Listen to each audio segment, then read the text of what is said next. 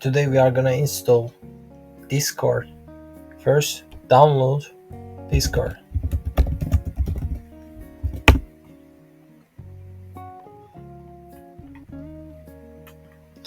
It automatically select your operating system, but if it's not, you can select the. I will go for download for Windows.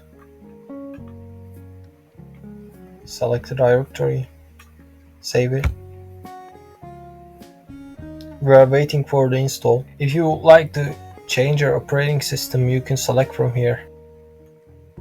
When the installation done, open up your exe file.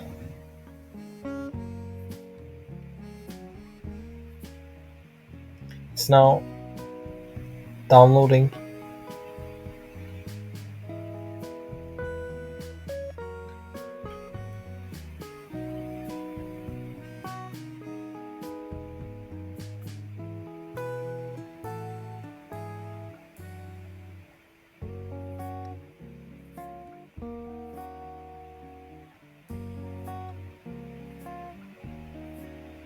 It is easy to install.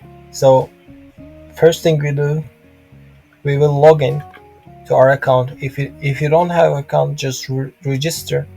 What I do, I log in and done. Thanks for watching.